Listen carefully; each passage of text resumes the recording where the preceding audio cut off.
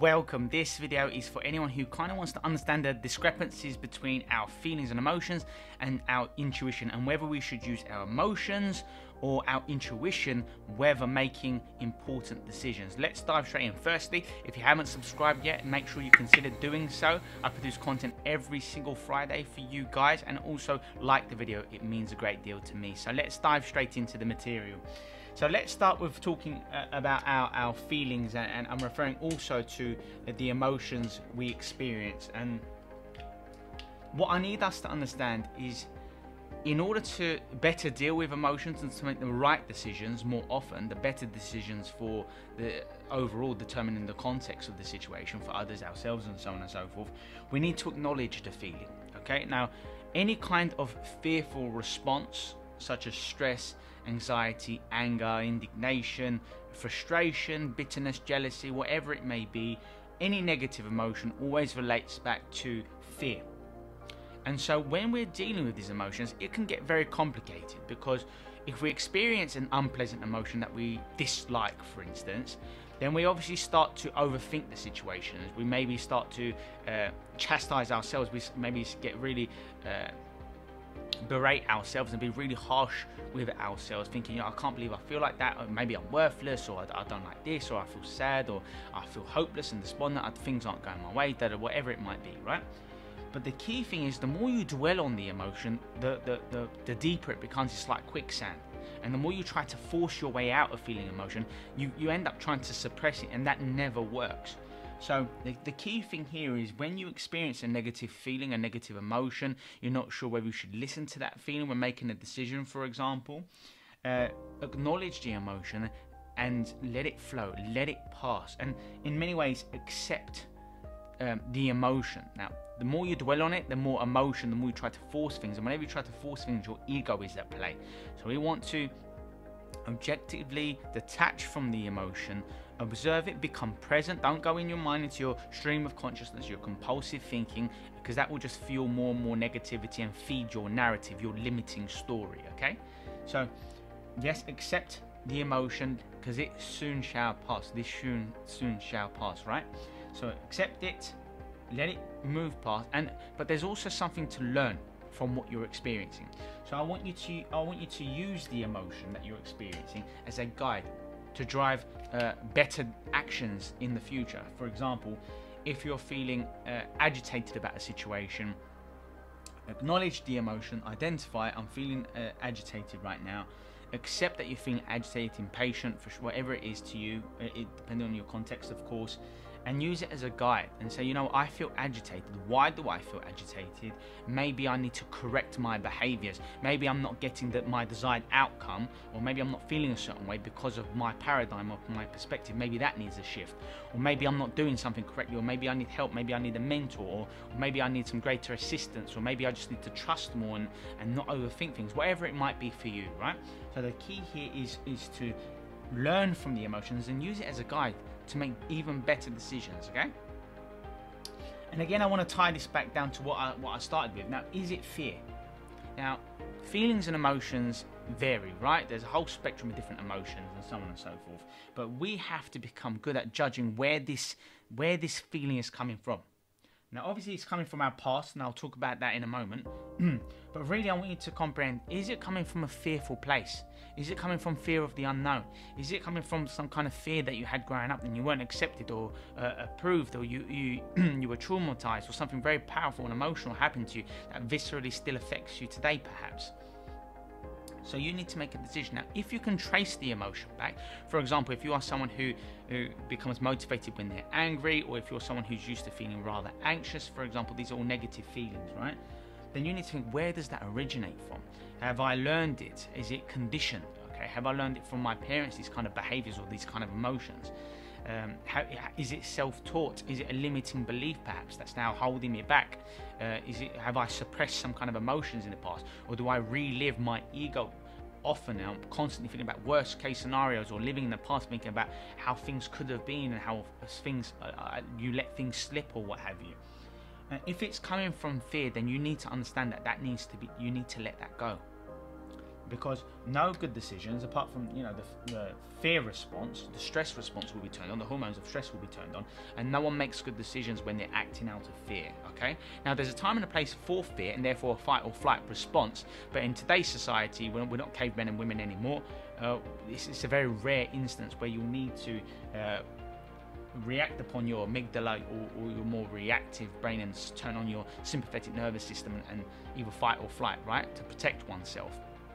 But that is very rare this day and age, and therefore whenever you experience fear, you need to, in many ways, like kind of poke at it and find out, well, you know, what am I actually fearful about? Am I over exaggerating the situation, and so on and so forth? Because when fear takes over, really that's the ego in full swing, in full force. So your ego, I'm referring to everything that you know about yourself thus far, everything that strengthens your identity, your fictitious narrative about yourself in this physical form, in this very limited form that we have right now. So when you start thinking things about your age, your gender, your background, where you're from, your preferences, your likes, your dislikes, and these sort of things, you've now got a narrative, and we tend to be consistent with whatever we have kind of imported into our own fictitious narrative, right? And kind of live out what we know. And even though that might feel strengthening and powerful, you might be proud at times and all these sorts of things, at the end of the day it's going to bring along so many limitations, so much pain and affliction, and that's why a lot of people suffer from chronic stress, chronic inflammation, all kinds of illnesses and diseases really stem from the ego. I don't want to dive into it too much in this video. So yes, we're talking about misinterpretations of reality, and what people do when their ego is kicked in is that they tend to, their paradigm, they have a cover that they can only, a filter if you will, and they become narrow-minded in what they see and how they project things to themselves. And when we're acting out of misinterpretation, we tend to also amplify these feelings and blow it way out of perspective, way out of control, especially based on what the context might be, okay? More often than not this happens. And this is again all fueled by the ego, all fueled by our conditioned consciousness, the way in which we've taught ourselves to live, okay? It's got epigenetics to do with it, what we've experienced, how that's rendered and changed our mental emotional programming over time, and our subconscious programs, all these sorts of things. And I kind of want to tie it back to our experiences and our beliefs, and in many instances also our childhood is involved here, because we, our brain is an artifact of the past. Our beliefs are rendered and created, if you will, because of our references that we hold about our past. You know, whether we think we are athletic or clumsy or intelligent or insightful or creative or unlovable, or whatever it might be, whatever kind of belief we have, okay? But they all stem from our experiences.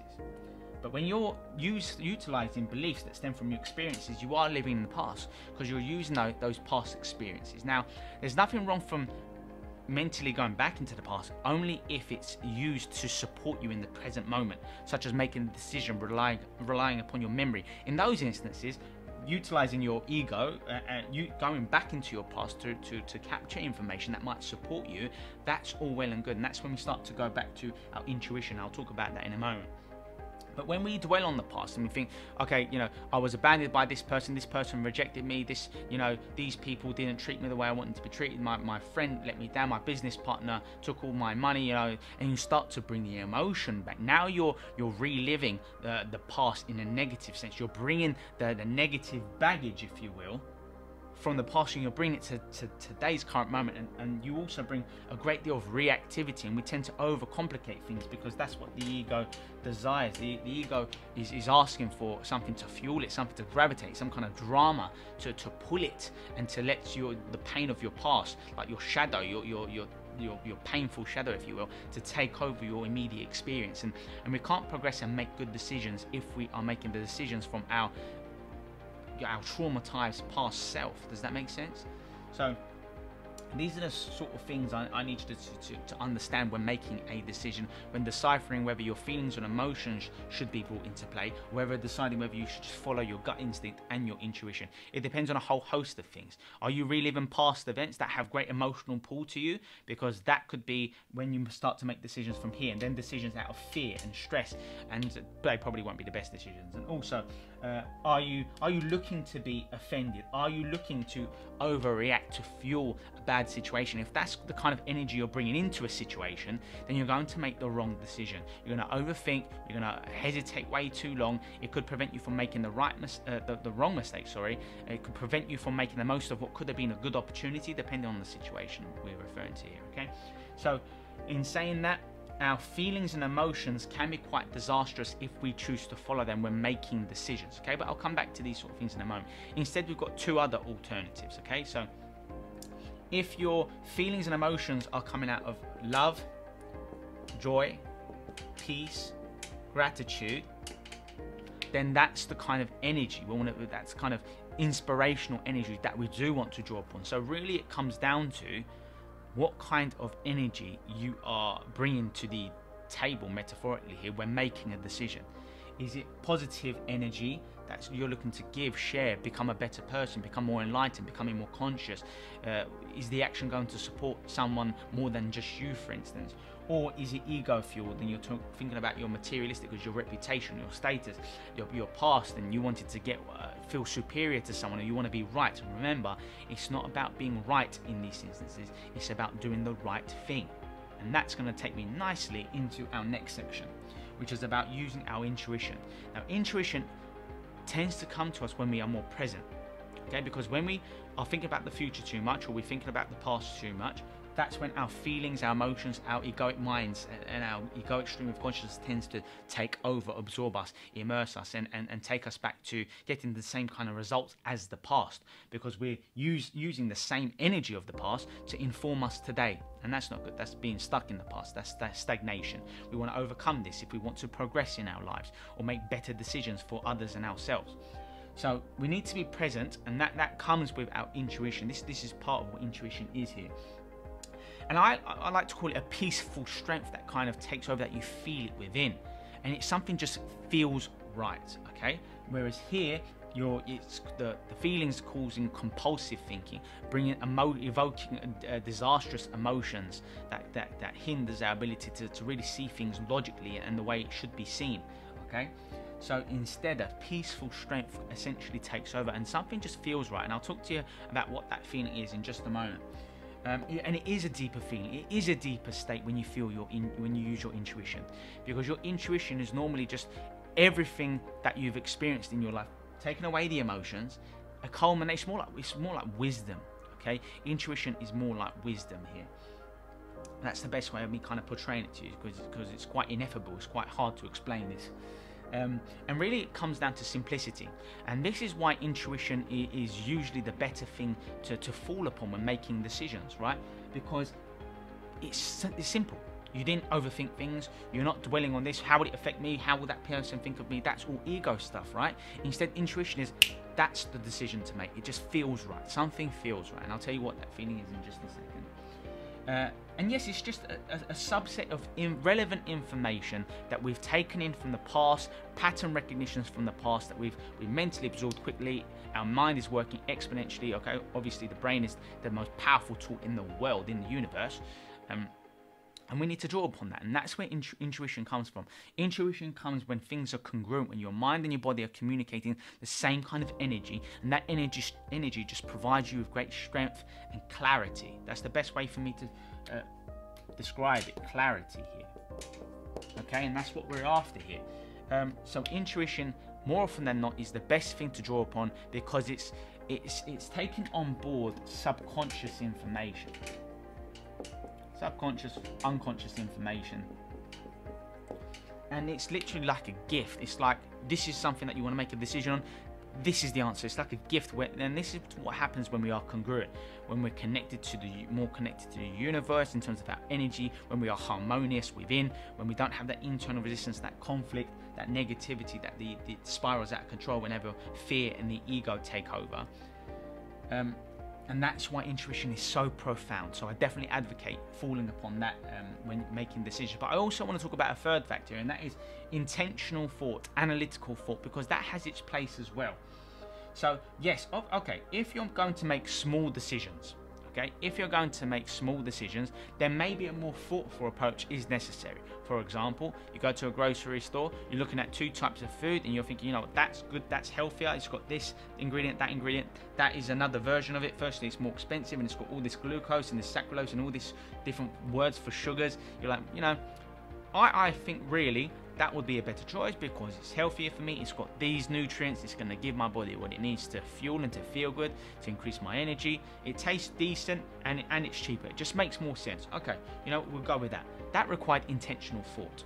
Okay, and we're making small decisions like that, such as deciding what to wear. Obviously, when you think about what to wear, it's a small decision. If we're putting it into perspective, unless you're misinterpreting, you're amplifying things, you're making the situation bigger than what it is, which is what people can do. But anyway, when you're determining what you're going to wear, you might consider a few things and use, you know, analytical thought. You might go, you know, the weather's like this, it's this time of day, it's morning or it's evening, you know, this is more suitable, this is what fits more better with the situation, these are the colors that I like, we'll go with that, okay? And that's intentional, analytical thought, and it's useful in those instances.